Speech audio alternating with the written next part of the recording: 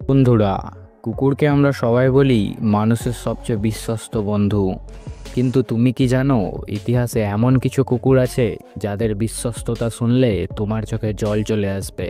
তারা শুধু তাদের মালিককে ভালোবেসেছে না, মৃত্যুর পরও সেই ভালোবাসা তারা শেষ পর্যন্ত ধরে রেখেছে।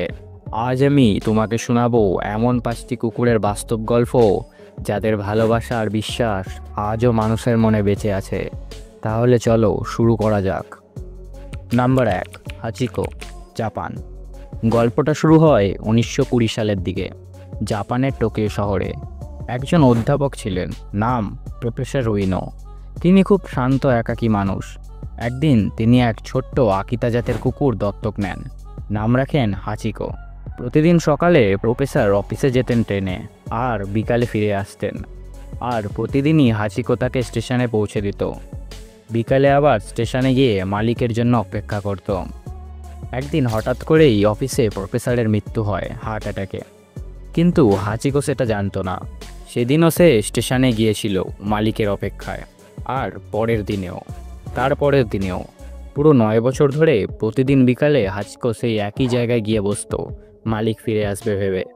মানুষেরা তাকে খাবার দিত, আদর করত, কিন্তু হাচিকো শুধু তাকিয়ে থাকতো স্টেশনের দিকে। অবশেষে 1935 সালে হাচিকো মারা যায়, ঠিক সেই জায়গায় যেখানে সে শেষবার মালিকের জন্য অপেক্ষা করছিল। আজও টোকিওর শিবুয়া স্টেশনে তার মূর্তি আছে, আর মানুষ তাকে ভালোবেসে ডাকে বিশ্বস্ততার প্রতীক। Number 2, captain, Argentina. এই গল্পটিও সত্য আর খুবই আবেগপূর্ণ। ক্যাপ্টেন ছিল এক সাধারণ ঘরের কুকুর। তার মালিক ছিলেন মৃগেল নামের এক ভদ্রলোক। হঠাৎ একদিন মৃগেল মারা যান। তাকে শহরের এক কবরস্থানেই দাফন করা হয়। কয়েকদিন পর পরিবার খেয়াল করলো ক্যাপ্টেন নেই। তারা অনেক খুঁজেও পায় না তাকে। তারপর একদিন তারা কবরস্থানে যায়, আর অবাক হয়ে দেখে ক্যাপ্টেন বসে আছে মৃগেলের কবরের পাশেই। কেউ তাকে শেখায়নি, কেউ নিয়ে যায়নি, তবু সে নিজে নিজেই মালিকের কবর খুঁজে পেয়েছিল। তারপর থেকে প্রতিদিন সে কবরের পাশেই ঘুমাতো, কখনো কবরের ওপর মাথা রেখে, কখনো পাশে বসে থাকতো। বছরের পর বছর সে জায়গা ছেড়ে যায়নি। স্থানীয় লোকেরা তাকে খাওয়াতো, যত্ন নিত, কিন্তু সে রাতে আবার কবরের পাশে ফিরে যেত। 2018 সালে ক্যাপ্টেন মারা যায়, আর তার মালিকের কবরের পাশেই তাকে কবর দেওয়া হয়। তাকে নিয়ে মানুষ আজও বলে, ভালোবাসা শেখানো যায় না, সেটা হৃদয় থেকে আসে। Number 3, Greyfriars Bobby, Scotland. এই কুকুরটির গল্প একেবারে সিনেমার মতো। ববি ছিল ছোট এক স্কাই টেরিয়ার, আর তার মালিক ছিলেন জন গ্রে নামের এক নাইট ওয়াচম্যান। দুজনের বন্ধুত্ব ছিল যেন বাবা আর ছেলের মতো। একদিন জন অসুস্থ হয়ে মারা গেলেন। ববিকে তখন কেউ নিতে চেয়েছিল, কিন্তু সে কোথাও গেল না। সে দিন রাত কবরের পাশে বসে থাকতো। বৃষ্টি, তুষার, ঠান্ডা কিছুই তাকে থামাতে পারতো না। পুরো 14 বছর ধরে ববি তার মালিকের কবর পাহারা দিয়েছে। এডিনবারা শহরের মানুষেরা তাকে চিনত, ভালোবাসত, খাবার দিত। তার জন্য শহরে এমনকি কুকুরকরও মাফ করা হয়। ববি মারা গেলে তার কবর মালিকের কবরের পাশেই করা হয়। আজও স্কটল্যান্ডে গ্রেফেরিয়ার্স ববি নামের একটা মূর্তি আছে, যেখানে মানুষ ফুল আর খেলনা রেখে যায় ভালোবাসার প্রতীক হিসাবে। নাম্বার 4, সার্জেন্ট স্টাবি, যুক্তরাষ্ট্র। এবারের গল্প যুদ্ধক্ষেত্রের। প্রথম বিশ্বযুদ্ধের সময় আমেরিকার এক সৈনিকের সঙ্গে যুদ্ধক্ষেত্রে ছিল এক সাহসী কুকুর, স্টাবি। সে কোনো সাধারণ কুকুর না, সে সত্যিকারের হিরো। সে গ্যাস হামলা টের পেত আগেই, আর সৈনিকদের সতর্ক করত।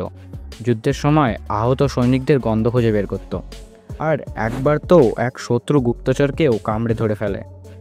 তার সাহস দেখে সৈনিক বাহিনী তাকে সার্জেন্ট পদে উন্নীত করে। ইতিহাসে প্রথম ও একমাত্র কুকুর যে সম্মান পেয়েছে। যুদ্ধ শেষে স্টাবিকে সম্মান জানানো হয়, তাকে পদক দেওয়া হয়।